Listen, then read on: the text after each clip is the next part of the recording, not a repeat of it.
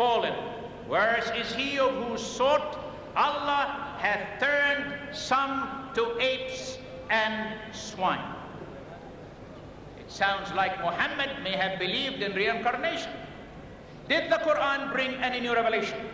Revelation is the process by which God imparts to man truths which cannot be known naturally. For example, since man was not created until the sixth day, God had to reveal to Moses details reflected in Genesis 1 through 5. The uniqueness of the Quran is also claimed due to the information it presents regarding the past and the future. However, these claims cannot be substantiated. The teaching of the Quran concerning God, creation, prophets, and what have you, were proclaimed long time before Muhammad came. Muhammad brought nothing new. Perhaps some of this was new to his hearers who were ignorant. 99% of them could not read or write. Muhammad's revelation were in no way superior to the revelations given by earlier prophets, and neither did they unquestionably provide evidence of a fresh divine revelation. Theologically, authorities demand that 6 conditions be fulfilled before accepting any supposed revelation can be accepted as true revelation. First, it must satisfy the yearning of the human spirit to obtain eternal happiness. Second, it must coincide with the conscience, which is the moral law written in man's mind. Third, it must reveal God's true attributes. Fourth, it must confirm man's reasoning that God is one. 5, it must make very plain the way of salvation. 6, it must reveal God himself in books, through prophets, and in person. Neither Muhammad nor the Quran fulfill all of these 6 requirements. The Quran may fulfill the 4th partially, and perhaps the 6th. That's about, oh, really?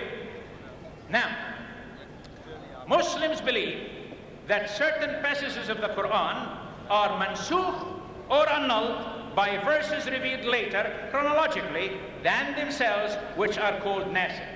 Ladies and gentlemen, I appeal to your intelligence, please.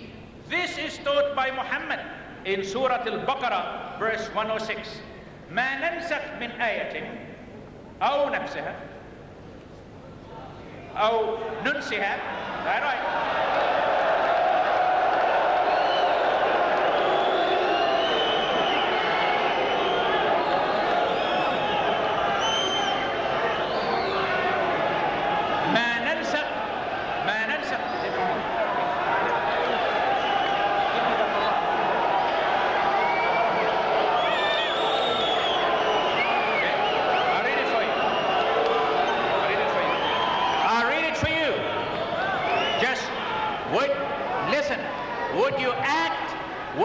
Would you act like civilized people?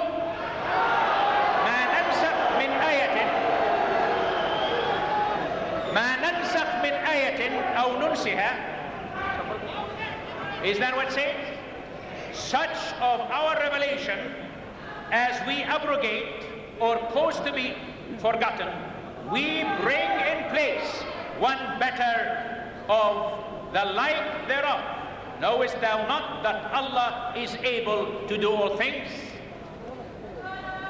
What is called the sword verse in Surah At-Tawbah annuls 120 verses which originally encouraged tolerance.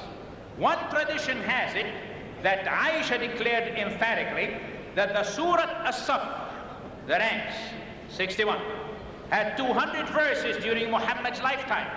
When Muhammad actually died and Uthman standardized the Quran, the surah had only 72 verses. Incidentally, most any Quran you have has different verse numbers. The number of the annulled verses are so numerous because there are 40 surahs which are plagued with this major problem of a so-called inspiration.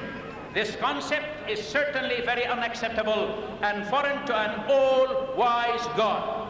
compare such belief of Muslim theology with what Christ Jesus announced according to Matthew 5:17 and 19. Do not think that I came to destroy the law or the prophets. I did not come to destroy, but to fulfill. Whoever therefore breaks one of the least of these commandments and teaches men so shall be called least in the kingdom of heaven.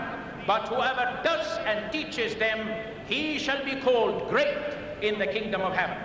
The problem with the Qibla, another proof of this strange belief, is recognized in that Muhammad communicated to his early followers in Mecca that the Qibla, the physical direction of their prayers, was toward Kaaba. Then he abrogated that once he migrated to Medina so as to please the predominant Jewish population. Now he emphasized to his followers they must turn toward Jerusalem. Surprisingly enough, 17 months later,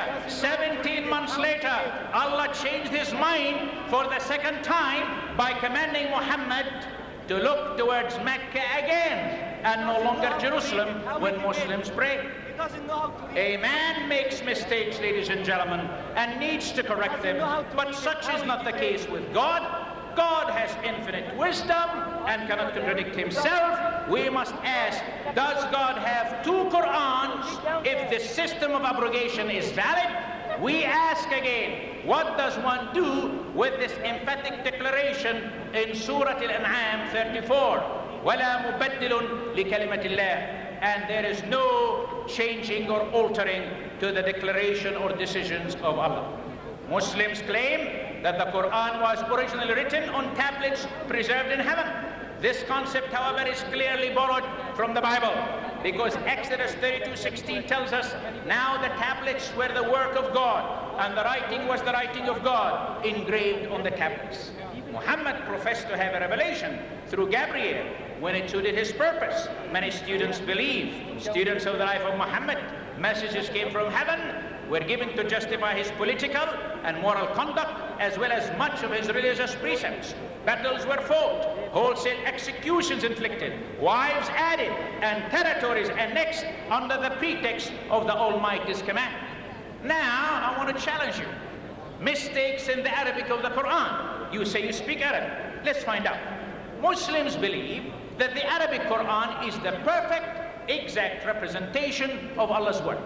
That is why only the Arabic Quran is considered authoritative, and why so many Muslims who know no Arabic still feel a compulsion to memorize portions of the Quran in Arabic, although they cannot speak it and communicate with you. However, Muhammad used a number of foreign words or phrases in the Quran, leaving questioners wondering if God's language is deficient enough to need help from other languages.